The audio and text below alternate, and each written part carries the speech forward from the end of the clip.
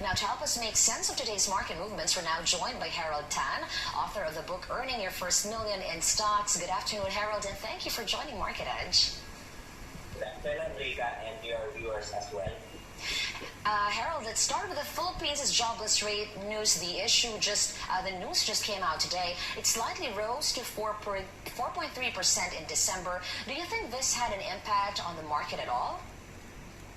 I think not at all, since the inflation is still the main issue here. And even before the data came out, if we look at the chart as reference, we could see that the index has just break out the new 7,000 level last month.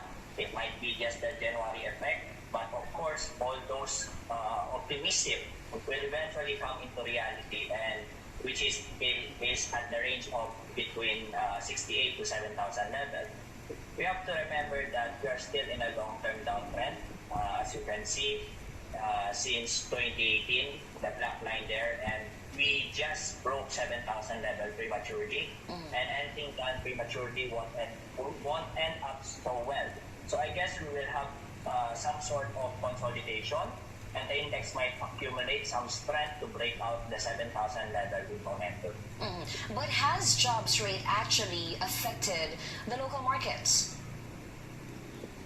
No, I don't think it has affected the local market, because more likely investors are looking on the inflation, but not really on the jobs market.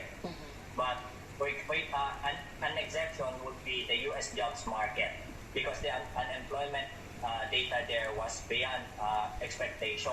So that is why they are calling for the Fed to, they are fearful for the Fed to have to reconsider their interest rate hike.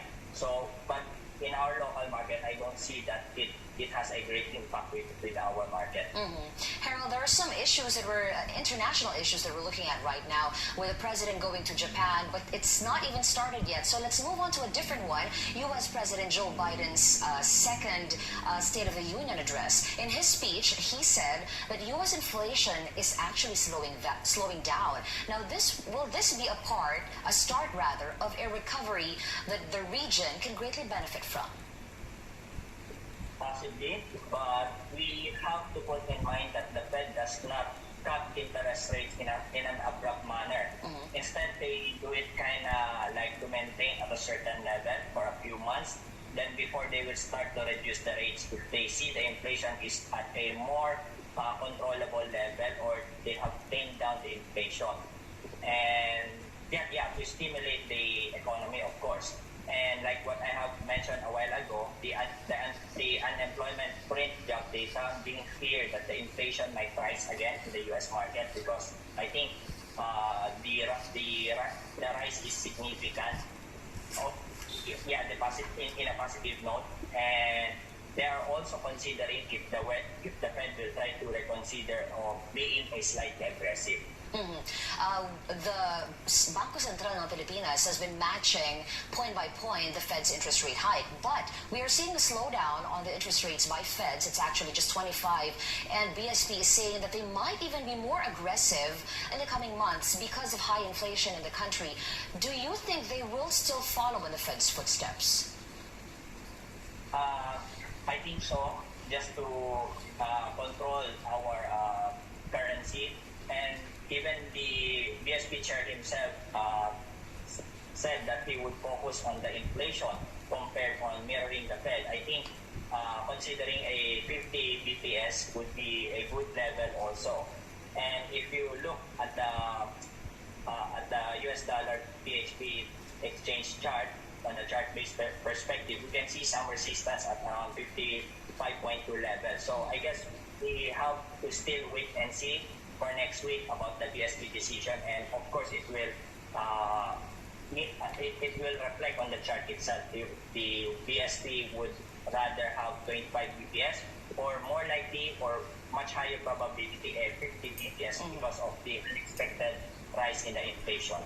All right, going back now to Biden's speech, investors also zeroed in on buybacks and the call for a billionaire tax. Your thoughts on this comments, please?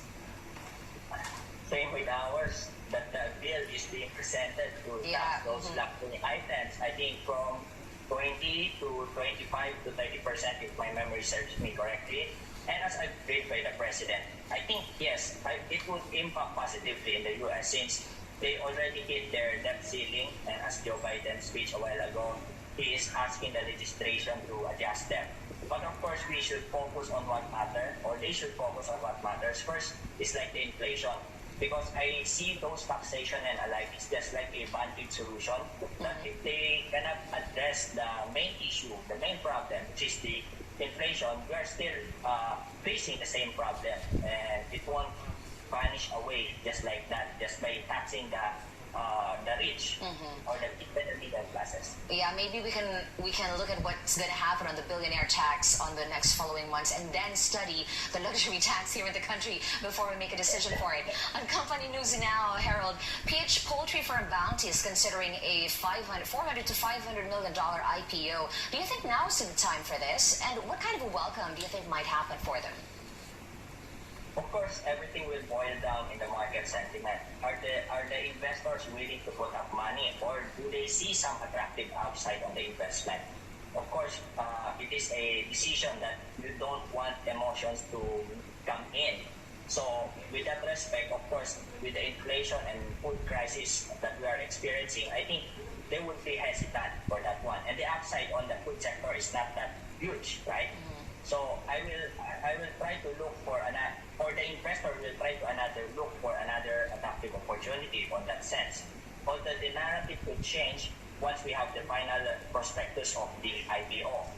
Now, with that respect, of course, as an investor standpoint, we have to look. There is an IPO for this one in a food industry, and there are also other IPO in other industries. So they will try to weigh it down on which IPO will relatively give them a higher yield compared to what we are discussing right now. All right. Now, let's go now to the local currency. The peso depreciated to the 55 level. We reached a high of 53. What did you see, Harold, that might have contributed to its fast decline? And can we rein it back again? Sure. I think the reason for the stronger dollar is that why the BSP should be considering a 50 pips, and the probability of that happening is high.